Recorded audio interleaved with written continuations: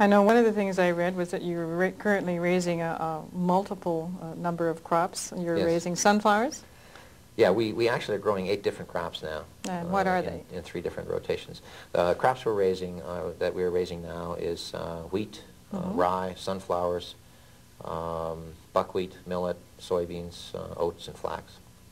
And do you find them, do you find a market for them, or do you create that? We have connected up with a company that markets all of our grains for us, and most of that is export market. Out of the country? Yes, right. Yeah, I would venture to say probably at least 95% of our crop gets exported.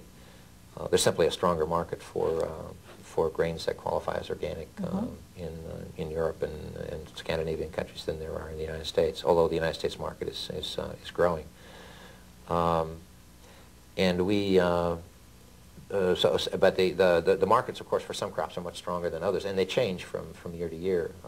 Last year, for example, flax was very hot. You know, if you had any flax at all, why you didn't have any trouble moving it. And then, of course, like most farmers, everybody said, "Hey, this is great, and we're all going to raise some more flax." Right.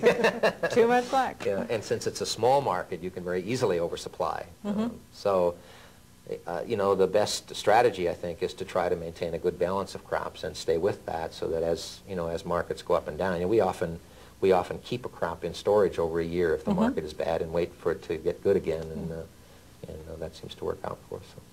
Do you feel that looking at the market aspect would be the second critical thing for a farmer to be doing? Certainly, especially when you're building the crop rotation. I mean, it doesn't do any good to have some crops in the rotation that are perfect agronomically and you can't sell them. So, no, you have to eat them all. That's right. So, you know, one needs to look at, in building the rotation, one needs to look, first of all, at the agronomic needs, you know, what kind of soil structure and you know, what kind of climate, you know, what kinds of crops are going to do well, what are suited well for that particular ecosystem.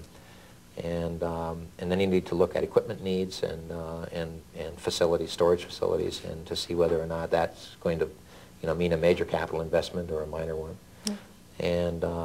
And then you need to look at the market and whether or not there's a market for those crops, and also, you know, some other things like you know, on-farm needs. If you have livestock, you know, need to provide for those.